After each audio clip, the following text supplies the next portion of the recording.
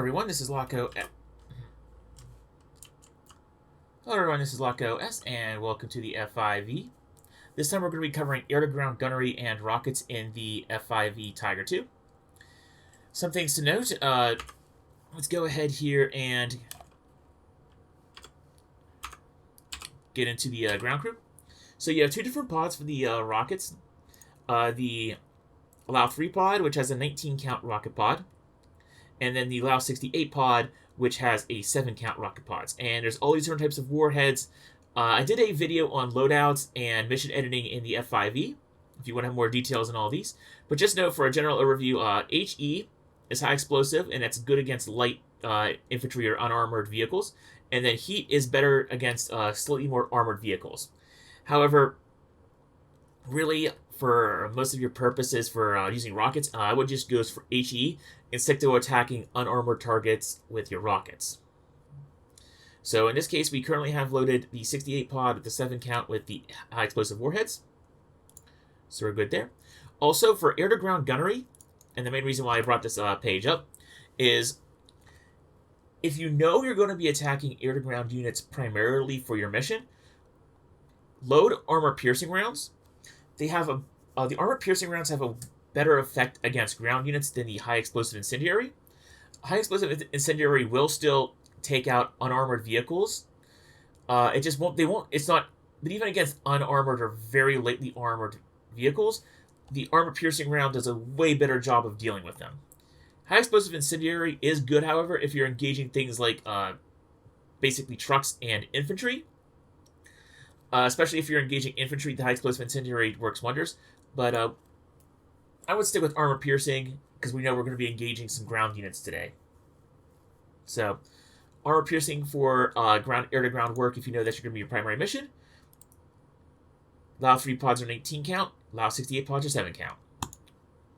And that's all you really need to know for your considerations for air-to-ground loadouts for strafing with guns and rockets. And that's all we can adjust from the request rearming page there right now. Copy. As the ground crew basically pretends to load our aircraft because it's already loaded with all that stuff, we didn't really change anything there. I want to go over the knee board, because the knee board allows us to adjust the firing rate for the pods. And this is very important because your aircraft has to be completely off and completely shut down. And that includes even powering off the generators and the battery before it'll even allow you to adjust the firing rate. For instance, let's do this. Let's show it's adjusting now. So it's right shift and right alt +2 to adjust the Lao 68 firing pod rate. So we're seeing, so it's from single to a ripple of 60 millisecond count in between each rocket firing. And even if I were to just turn on the battery, you see that even with just the battery turned on, we're not able to adjust the firing rate. Battery off, firing rate can be adjusted. For the Lao 3 pod, its firing rate has multiple settings, so you can either go for a ripple of 17 milliseconds, 20 milliseconds, 60 milliseconds, or single. I will say, as a general note, if you're going to be adjusting the firing rate on the Lao 3 pod, having a ripple of 60 milliseconds is quite long, just because there's so many more rockets that you'll actually, you will get a nice, decent spread, but it won't be a nice tight cluster of rockets. If you want a nice tight cluster of rockets from your ripple firing a Lao 3 pod, I would go with a ripple of 17 milliseconds.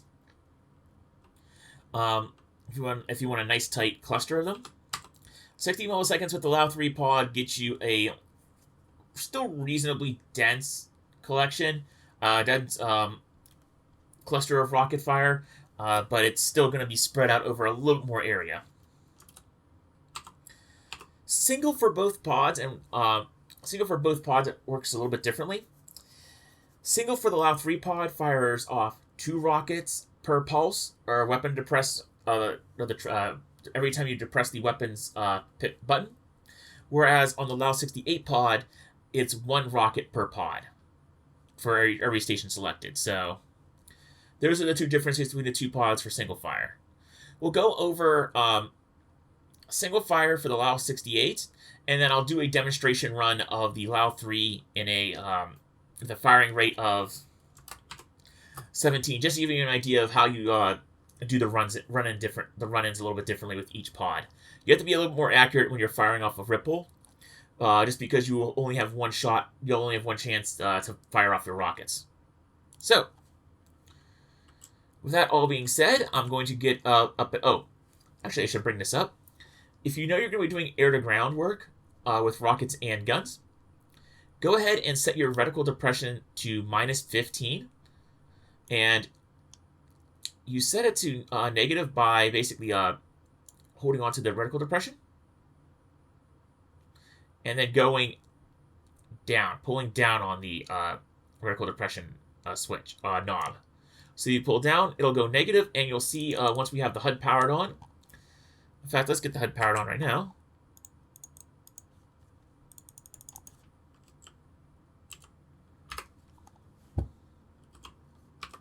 Chief, turn on the ground power.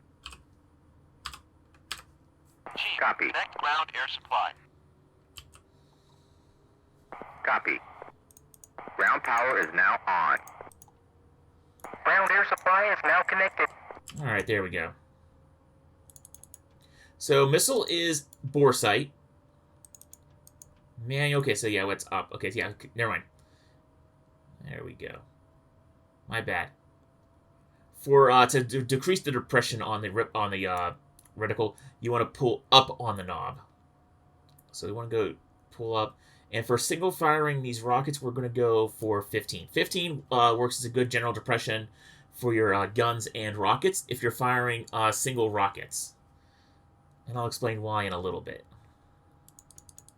So there we go. So you can see the reticle drops whenever we go to a 15-degree depression and go to manual mode. So we're going to go ahead and have it on missile for the time being because it just bore sights the sight.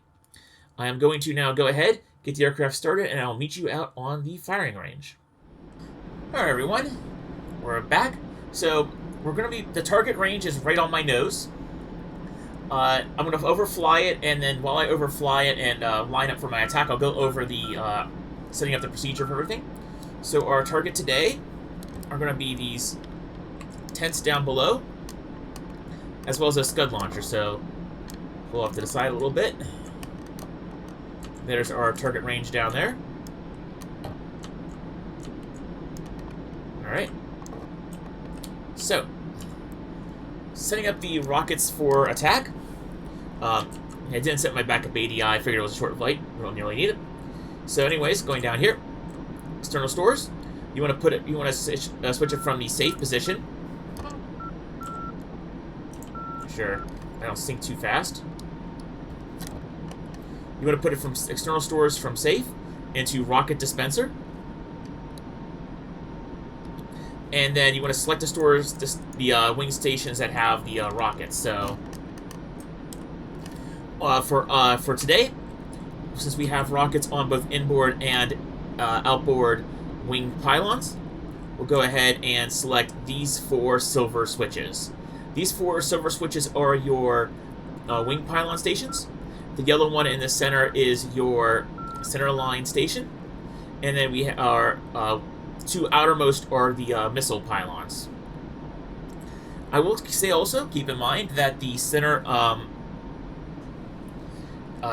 pylon for rocket attacks will never be used because there are no rockets available for the Mirage, for the F-5E that use the center pylon. So keep that in mind. So, all 4 stations have been selected. Our external stores are on rocket dispenser, and we are ready to fire. So, I'm going to go ahead and put it on safe for this moment, just until we line up and get back on track, and then I'll put it into safe when to rocket dispenser when we're ready to attack. Also keep in mind that for the run-in, I would say 3,000 to 4,000 above the target is good in terms of altitude. You don't want to necessarily be making these strafing runs from too high of an altitude on the F-5E. I find that your best chance for a successful rocket attack is to go in low and basically paint the rockets over the target. You don't want to necessarily try to aim at a target and then shoot it, necessarily. I find that the best use, especially for single rockets, is to put your reticle below the target and then fire off your single pulses over the target as your reticle moves over the target. That way you get a nice spread of rockets and you'll at least damage some of the targets. You're not going to be super... since the F-5E really was never designed as a iron bomber, or like you're definitely... and it doesn't have a modern computer targeting system, you won't get super accurate weapon releases and drops, but you can get accurate enough that you'll at least be able to damage the target or put rounds right around the target. Also keep in mind that the rockets are by their very nature not precision weapons. You're mainly trying to target an entire area with the rockets, not necessarily a single target. So you might. So sometimes we with this run-in, with every run-in is going to be different. Sometimes you might be able to knock out the entire convoy. Sometimes you might be able to at least knock out maybe only a couple targets. But here we go. Rocket pylon selected. Rocket dispenser switch is in rocket dispenser. Sight depression is 15. And you want to have 15, and you want to enter a dive between 5 and 15 degrees. Preferably, you want to try to keep it around 10. And on the F-5E, that is on this ADI here, this large bar. Every large bar on this ADI is a 10-degree marker. Every small bar is 15, so is a 5-degree marker. So that's 5 right now. I'm going to want to pull up so we can get... we can maintain altitude before we get started into the dive. So here we go. Get roughly a 10-degree dive. And you want to be relatively close when you do a single rocket attack. We're fine. Like 5 is not bad. 5 is good. So here we go. Single rocket attack now. And there we go. Full power after the run. Move off to the side to avoid AAA. And there we go. We got some we got some hits on target, and we still have 3 rockets left. So we're going to make that run in again. I'll point out some other tips on the run. So we did enter that run in fairly shallow. You can enter a 5 degree is the minimum that you want to do your run in on. 5 degrees for your minimum run-in, 10 degrees is more ideal. You also want to keep your speed up. I like to try to keep my speed in between 350 and 500 knots. Any faster and you start losing control, or you'll start like really subjecting your aircraft to very high G and AOA when you start pulling to do your escape maneuver or your exit maneuver out of the dive. Any slower, the aircraft becomes a little bit harder to control like it was in that run-in. Also, that just gives the enemy more time to line up their guns to shoot you down with either the infantry with their AKs. Sometimes vehicles will have some heavy machine guns mounted that they'll try to shoot you down with. Or in a worst-case scenario, you'll sometimes encounter 23 or even 57mm anti-aircraft guns, and they will definitely shoot you down if you are going in slow. So, alright. This is a way better run-in. We're roughly 3,000 to 4,000 above the target. And that's going to allow us to come in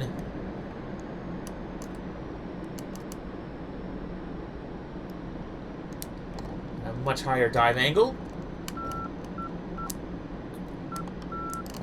There we go. Dive now angle of 15, which is a much more steeper dive angle, which is good. And then we want to, we're going to hit 20, which is not perfect, but that will work. And then, there we go.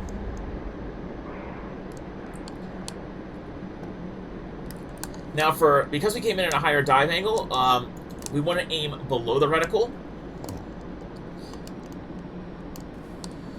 So that's why I kind of made a judgment call last minute. You can fly, if you fly the release profile perfectly, and the release profiles are in the actual F-5E manual, they'll tell you to fly exactly you want to be at this dive angle, at this speed, with this depression. I do find that Yeah, you can do that. It's a bit tricky to do. But if you get really good and you get really precise with your flying with the F-5E, you can do that.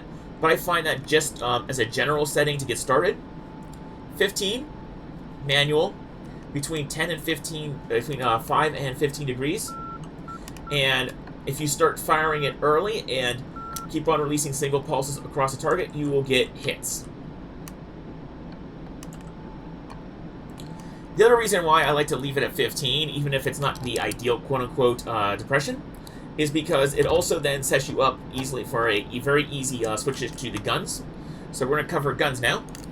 So we might as well deselect our rockets here and save our external stores. You don't have to, but it's something I'm just doing because there's no real reason to have it selected as is, because our pods, I believe, now are empty.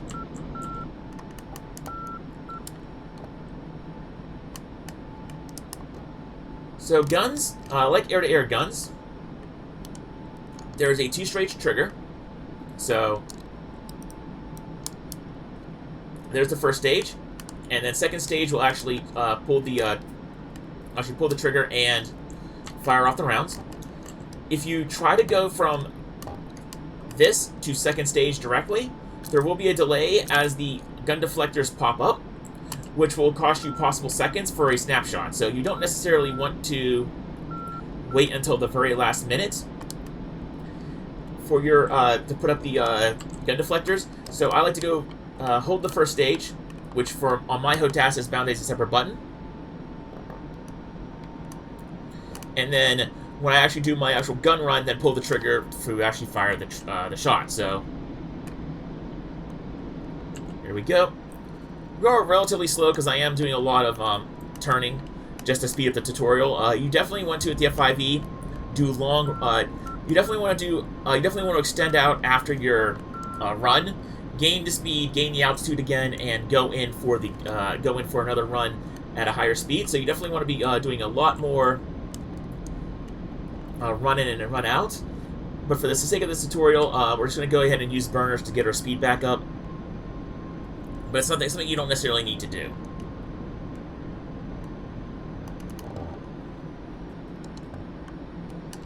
Alright.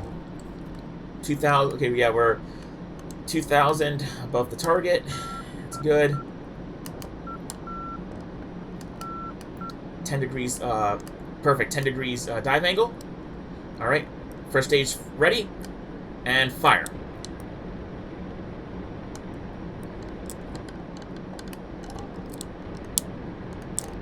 There we go. Now, you want to do is a bit of Kentucky windage with your guns. Armor-piercing rounds do not have tracers, so you're definitely going to want to see where the impact points are and then adjust accordingly. As you can see, the impact was a bit high, so we can definitely go ahead and adjust our depression up to 10. And I do also like to use 10 also for when I'm knowing I'm switching to guns. So if you do have the opportunity, go ahead and you can switch from 15 to 10 for your vertical depression for your guns, if you have the time. If you're trying to quickly get things set up for a gun run, 15 also works. Just know that you might be a little bit high, depending on how late you fire. I like to fire reasonably up close with the F-5E's guns in air-to-ground mode. Mainly when I'm doing air-to-ground gunnery, rather. Mainly because the dispersion on the F-5E's twin autocannons is kind of a bit rough. So you want to be relatively up close in order to get the direct hits with the guns that you need to actually get kills with. So here we go again, and I'm going to zoom in. Okay, I think we actually managed to kill all three launchers. One of them is fully dead, and the other two are on fire. So let's go ahead and do another run-in. Let's try again. Let's wait until it's a bit lower, I'll dive in, get that roughly 5 degrees of dive angle at minimum that we need, and fire. There we go. That's a lot better. And woo, that was close. Yeah, you will get fairly close on some of your die sweeping attacks. That is something that will happen, so be prepared for it, and definitely be ready to pull up at a moment's notice. So we definitely got additional hits on that last one there, and there it goes. It's dead, and I do believe that that's everything killed more or less on that site. So there's our mock Scud launching site all destroyed. So I'm going to go ahead, return back to base, and when I land, I will go ahead, exit out of this mission.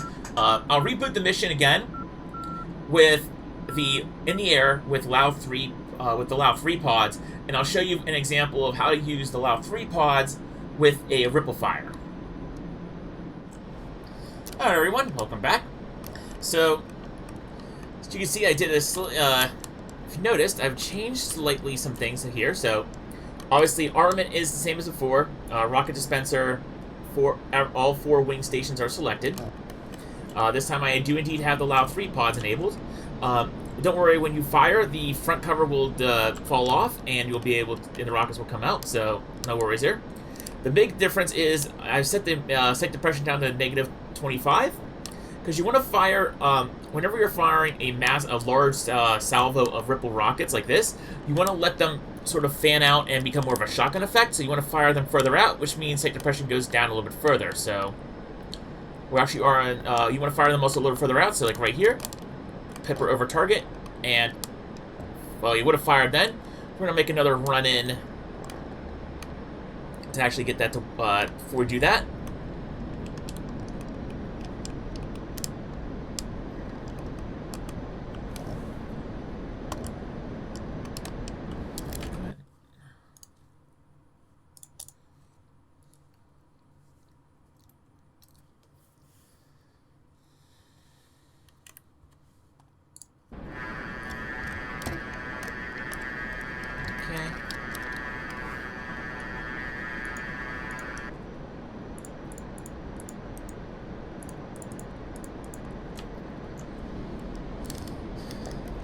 Alright everybody, welcome back. So as you can see, there's the Lao 3 pods now equipped on our wingtips. These are indeed set to the ripple fire setting, and this is the quickest firing ripple setting that we have. Don't worry, the front covers of the Lao 3 pods will fall off, but when we before we press the trigger, covers will fall off, and then the rockets will start coming out and in a ripple fire. Do note that for the ripple fire, it is pretty much with the fastest ripple setting that the Lao 3 pod has. It's basically instantaneous. So you definitely want to. So when you definitely fire, you want to treat it as a one-time thing. It's not going to be like, oh, you'll be able to fire multiple presses of the trigger to get your aim down. It's going to be, you have to line it up a bit more accurately for your initial drop or your initial firing, because that's it. It's going to be like one press of the trigger, all the rockets disappear, and that's it. So you want to. So definitely, I would go for singles when you're first learning to fire the rockets and get a sense of how they fire. And then you want to do ripple fire later, because it's going to be a one-pass attack. So here we are. We definitely want to fly up a little bit higher, a little bit longer. Okay, there we go. Dive in. And you also want to fire these a bit further out, so you get the nice shotgun effect. So I'm going to wait a little bit long. Just wait about now. There we go. Rocket spread out. And there we go. Good effector on target. So that's the main advantage to using ripple fire, is that all the rockets now are expended in one shot.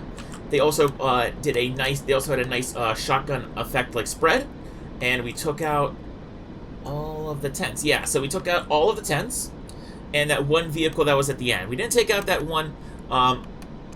We didn't take out those two trucks at the one end of the camp, but we did take out all of the tents, and that was our main goal with that. So that's just a demonstration of how to use the rockets in ripple fire mode. Again, you want to, especially if you're using the Lao 3 pods on the 17 setting, you want to fire them a bit further out, set the depression a little bit lower because you're firing them from further out, and then you kind of want them to spread out over the target area to actually damage everything. So that's it for the F-5E and firing the rockets.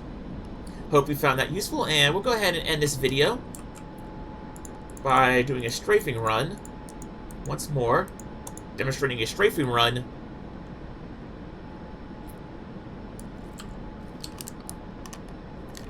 over the camp. Let's see if we can make a one-pass attack on the Scud launchers. There they are. Pulling nice and tight.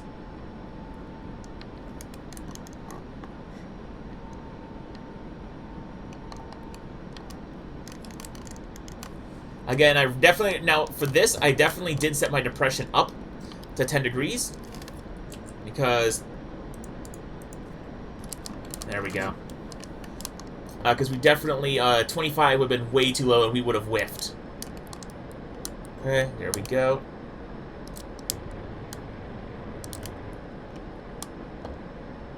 There's our impact points, a little bit low. That's okay. And there we go. That's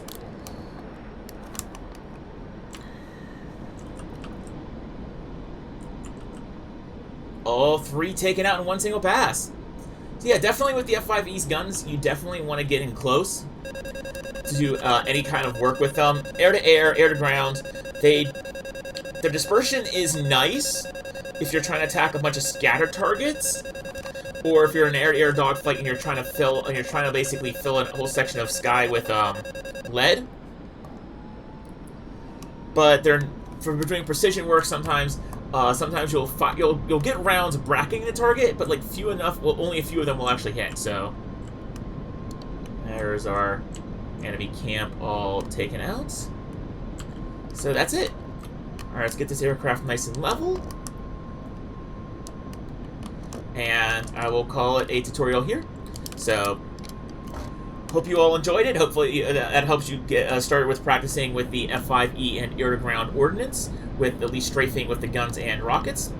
You're not going to be it's going to take practice to get the not only get the switchology down, but also like how you need to actually fly in to do the run-in accurately, but also the depression, getting a bit of intuition. It's definitely going to take practice, so I highly recommend getting some practice in before you go out and try it in a mission or online server. And just practice, practice, practice. You'll eventually get it. Ian Christie does an excellent series on iron bombing if you want a way more in-depth tutorial on how to do iron bombing accurately with just manual sight depression and all that stuff. So I'd highly recommend him. And until next time, this is LockOS, signing out from DCS World.